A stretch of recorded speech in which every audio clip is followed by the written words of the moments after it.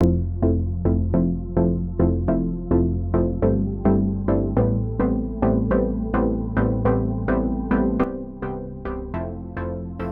to Keepin' It Real, where we feature entrepreneurs and enterprise leaders who share their great ideas in our guest blog on shareyourstories.online. Our guests are Amber Raymond and Lynn McLaughlin, who have co-authored a children's book called I Have Choices, The Power of Thought. They have combined their experience in both education and social work to help children manage their emotions. And they're going to share not only why, but how they've co-created the series. Amber joins us from Tecumseh, and Lynn is in Kingsville, Ontario. Welcome. Thank you for having us. Well, Amber, I'm going to put you on the hot seat first, because as a first-time author, I'd love to hear about your experience in getting I Have Choices, The Power of Thought from, the idea stage to now the published work. Well, I'm not even really sure where to start with that, but I'd say it all started with the phone call from my aunt. I was in a state of my life where I was really I was doing school from home. My son was doing school from home, and I was in school for social work, right? So in my mind, I was watching my son really struggling with the restrictions, the pandemic, and he's really social, and he wasn't able to really be himself. So he was really struggling. And I was in the mindset where I was just like, I want to do something to help him. And then I thought, well, there's so many other people out there going through this. And I wanted to figure out how I can give back, how I can support people, how I can contribute to overcoming all of these mental health issues that we're going to inevitably hit in the near future, right? And then miraculously, almost divinely, I get this call from my Aunt Lynn, who says, hey, I want to write a book and I want you to join me. And I was just like, completely stumped, for one, honored, because in my mind, like at that time in my life, she was just my aunt who I always looked up to. We share a birthday, she's a best-selling author, like all these awards and stuff. And I was like, she wants me? Like, oh my goodness, I must be good, like, so all of the doubts in my mind that were coming up, like, am I good enough? Am I going to be able to do this? Something inside me just kind of overcame that and just said, yes, I'll help, and well, here we are now, like a year later, and it's just it's been magical, like absolutely, like just for like our relationship specifically, it's like we've grown from being just aunt and niece to being like friends and colleagues, like they're like just in that personal level, like there's just so much growth there that's happened. But with the book, it's really helped me on a deeper level feel like I'm fulfilling some need that I have in this lifetime to give back to the community, to help the next generation, to help all the parents out there with like, mom guilt or all these feelings that we have of not being a good enough parent. So I'm really hoping that in the long run, this is something that contributes to all those demographics. Well, I know that, and you made a great comment there. We know that your aunt is an award-winning author, so that's a really wonderful person to collaborate with on your first experience for sure. But Lynn, maybe you can expand a little bit on how did you come up with this sort of sci-fi world where you started building the characters? Like, tell us a little bit about, was there a storyboard involved? Like, how did you tap into that creativity? It was quite fascinating. Oh, and thanks, Amber, for those beautiful comments. I love you. It really was our illustrator. So Amber and I were collaborating. The use of technology is amazing. She's only 30 minutes away from me, but we were online, we were writing, we did our draft, we had it edited, and we were at the point to find an illustrator. And we created all these fictitious things, but we didn't know what they look like. Let's call the planet Tezra. Okay, fine. We'll create a game called Turbo. Okay, fine. It could be anything. Right. But what we really wanted to do, there are many different platforms that teach emotions, but let's take children to a place where they can all connect to in a really creative way. And so enter Elisa Batten, and Elisa's finishing her final exams today at the University of Windsor. She's a graduate from a local high school, Kennedy Collegiate. And Amber and I, our first meeting with her, she was online and just popped up some of the illustrations she did. These characters came to life with the three of us working together creatively and not in a non-judgmental way. I like that we were trying to create non-gender specific beings that any child could connect to. They hover, they don't walk. They're named after crystals. And we just went back and forth until it all worked. And I think, Amber, you agree with me, but her illustrative creativity has taken this book series to a level that I could not have imagined. And I don't think either one of us could have. Well, I must admit that the book cover, which is obviously featured in the guest blog, is extremely colorful. And so I think one of the things that attracts to the book as an adult is the fact that it is colorful, and that you really you're intrigued. You want to see, and you've got this beautiful big face there and you think, what is this all about? Like, what do you mean I have choices? What does this mean? So, to Amber's point, where she had mentioned that the original concept for the book, it's obviously a children's book series, but I don't know about you, but I think that there's just as many adults who are going to get something out of this book as the kids, right? Adults are going to read the book to children before or when they have an opportunity to read it themselves. So have you given any thought at all to how you crafted the story around speaking to an adult audience as well as the children?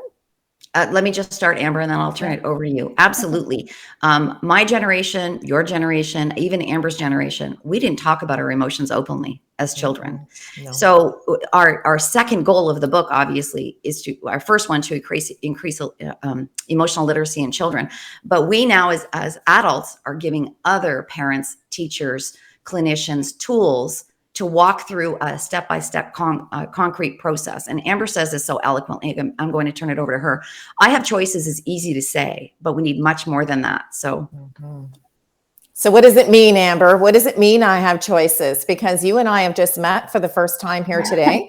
And in the 2 minutes before we went live, you mentioned a comment to me, and I kind of was taken a little back, and I thought, wow, I do have choices as an adult. Really? I think we kind of forget that. So fill us in. What does it actually mean? So I think that when it all comes down to it, it's really like what's going on in our mind, right? Like figuring out that we do have choices. Like we might in this tunnel vision where we're feeling angry or upset, our only choice is to deal with what's in front of us. But if you step back and really look at things, like you can see, okay, well, I could do this or this or this, and just taking that moment to take a couple deep breaths and, the step-by-step process. And I think that's what Aunt Lynn was mentioning, was just that with the book, we're going to offer like actual concrete steps for the children. So it's not just like, hey, you have choices. No, like here's the first step, here's the second step, here's the third step, here's the fourth step. And after you follow those steps specifically, then you will achieve some kind of solution, right? So it's not just like saying, hey, you have choices. It's giving them the tools where they can concretely use this in any situation that comes about, So I think that ultimately it will help if we can teach kids this early on. It will help them overcome things like later on in life, like say you're in high school and you're approached with a situation that you weren't prepared for. Like you now have the tool that you can use in that situation. So I think it's more of a preventative thing at this point. Well, I think you may come to a really good point. And I don't know about you, but, when I have a sibling who's 5 years younger than me. So, of course, I was the one who had to read to him, right? And I don't think that when I was reading some of those children's books to him that I really realized that all of the lessons that are kind of hidden behind the meanings of the characters and the pictures that we show. But I can certainly say as an adult, when I read a children's book, I read it from a totally different perspective. And I love your idea about tools, because who doesn't need tools in today's day and age to deal with our emotions? Because I think that the world in which we live in right now is going so fast. Things are moving at lightning speed. And to take that deep breath and actually have a process in the back of your mind that you can follow that will kind of settle things for a few minutes. I don't think that you're writing just a children's book. I think you're writing something multi-generational, which is even more exciting for down the road as you expand the series. Absolutely. So which one of you so tell us a little bit about the process, because I know our viewing and listening audience, listen, everybody thinks writing a book is easy peasy. And, Lynn and I have both written books before, and we know that that's not the case. But Amber, maybe you can jump in and kind of say, when your aunt called you about this wonderful idea and you said, yes, we're going to do it. Did you have a really good idea? Did you think of what the process was going to be like to get the thoughts from your mind to the page? If I'm being honest, absolutely not. I just said yes without hesitation. And I was like, well, it'll just happen, and I will learn and I will grow, and, we'll make it happen. I don't think I've ever said no to something out of like fear or doubt, because we always figure it out. You're Right. persistent. You find the tools to make it happen. Right. But it's been fun. I wouldn't say that it was hard, but I also had a partner. If I was doing it on my own, I would say that it would have been very difficult.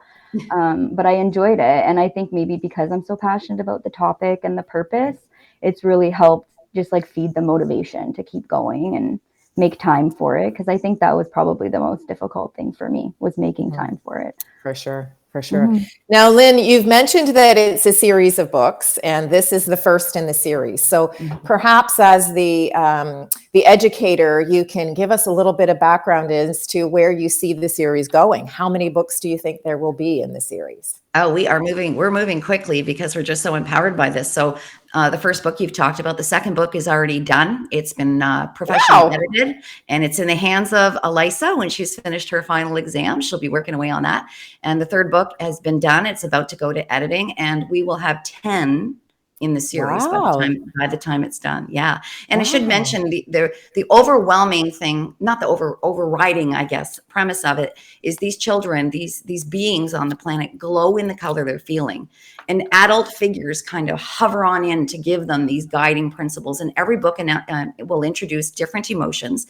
And we wanted the first one, Zerko, our main character, flies out and is immediately worried and is taken through the process of, I have choices to move into a happy place. And every book has the same premise, I guess, the same kind of plot, although teaching a different strategy and a different emotion. Yeah. Okay, so that makes sense now, because I was thinking, if the premise of the series is I have choices, haven't you covered them all in one book? But that's a really good point, that you're going to introduce new emotions.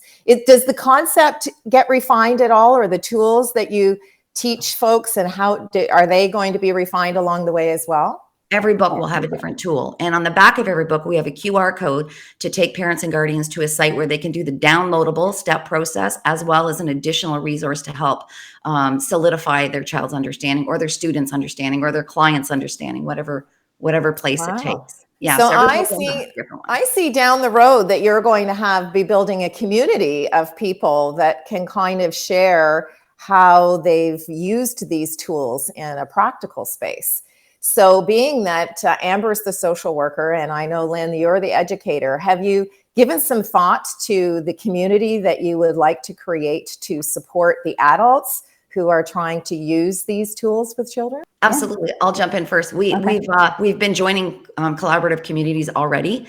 The advanced reader copies went out to people in the social work community, in the educator community, parents, guardians, clinicians. Actually, one of all of the reviews, the advanced reader reviews, are from people from each one of those communities. Amber, would you like to add more? Yeah, I think that, like, just in the grand scheme of things, that it can benefit to have anybody in our little community. Like French schools, we're offering the book in French and English. So to have it in like the French school board, English school boards, like realistically, like we always say kids are sponges. So by the age of 6, everything that we kind of take in, we just take it at face value. So if we can help these kids learn the tools before the age of 6, it's something that they can use throughout their life. So starting young, like, I don't know, like daycares and schools and things like that, I think would be ideal. I love that you're taking it, because most authors think of the world at large, right? You and me, who are sitting at home looking for a book to read. And I love that your approach is going in a little bit of a different angle, where you're going to try to facilitate getting it into the hands of the educators, or the clinical practitioners, or the social workers, who then have a tool of explanation that they can use with kids. I think that's a really unique approach. And, Lynn, as an educator, did you find that there were these kinds of resources or this type of approach taken when you were in the education system? Well, I'm still teaching at the college locally. And I mean, Amber is speaking about her son who's 10 years old, but we have post-secondary students who are still struggling. I mean, COVID is one thing, but emotional literacy is so important. And before I retired as the superintendent of education, the levels of anxiety in our students and parents and guardians was growing exponentially. And the research, we've done a literature review. Amber has actually, it's posted on the website with all of that information that validates one of the reasons we're doing it. And when we talk about children's mental health, we own that as a community. We must work together as a community because it's the most important thing for our future, I think. Well, and to your point, it's not just the mental health of the children, but you have to have the mental health of the adult or the parent or the guardian in mind as well, because if they're not strong and coming from a real grounded place, it's not actually going to be of much benefit to the child, because they're going to miss out on some of those really key components. One of the really lovely things, I don't know if you ladies have thought about this, that just came to mind for me is, we talk about mentorship in this series. So this series is all about trying to help each other learn new skills. And I see a huge opportunity for not only the adult to teach the child, but the child to teach the adult. Has that come up in some of your research, Amber? Well, I just know from like my professional experience that kids do benefit, right? And even if you think about when you're going through school or something, when you learn something, they put you in a practicum so you can practice it, right? So it's the same thing with kids. If you give them an opportunity to be like, oh, I don't really understand what this step means, let the kids teach you the step, then they learn it at a deeper level and they feel a sense of pride. Like, oh, wow, I just taught my mom or my dad something, So that's a great point.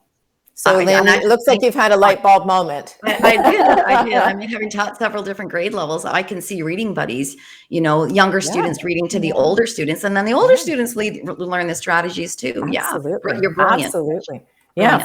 Thank you. It was just seriously, it just comes up in the this is like a brainstorm session almost, right? Just organically, things can come up in conversation, which sort of leads us to a really wonderful way to wrap up our conversation. And that is in the guest blog, we ask everyone to share their 3 words of advice. And your 3 words of advice are self-awareness, self-compassion, and empathy. So how about if we start with Lynn with self-awareness, and then we'll move to Amber for self-compassion, and then you can kind of dovetail between each other on empathy. So over to you, Lynn, on self-awareness. Sure. These 3 things are very important for emotional literacy, right? Self-awareness, if we can be aware of what our triggers are, if we can be aware of the environment around us, if we can be aware of how someone else is feeling, then we can be proactive and learn strategies as opposed to waiting until we're close to that cliff or falling over the cliff. So self-awareness is really all encompassing. I think it's very critical to understanding ourselves and what impact we have on everyone and everything around us. Very true. Amber, how about self-compassion?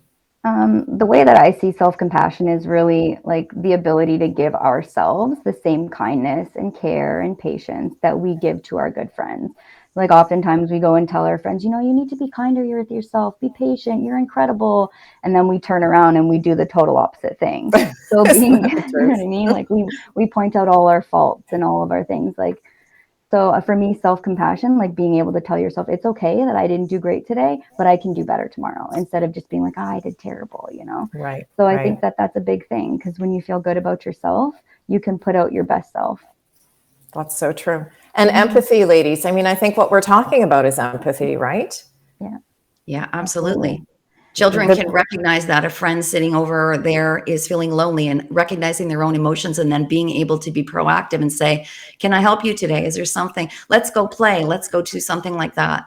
And it's so much bigger than that. When we're empathetic, we're kinder, we're more caring. And that's so much what we need. It's most definitely what we need more of these days.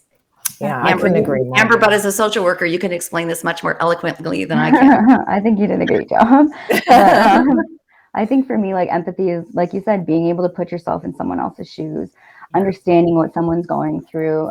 It's the ability to really feel what someone else is feeling. Like empathetic people are more able to connect with others on a deeper level, on a more helpful level. They're more involved and invested in other people's lives.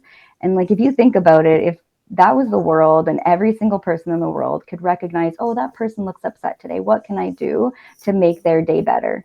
Like, if you look at the world now and then imagine a world where everyone is empathetic, like that's the kind of world that I would love to contribute to for like generations to come. Like for my son's generation, the next generation, that's the kind of world I want to leave for my son. Well, that's a really wonderful way for us to end the conversation. You couldn't have done it better. So I'd like to thank both of you for taking some time to explain not only the experience of being a co-author, and I love Lynn's word about emotional literacy. I just love that phrase.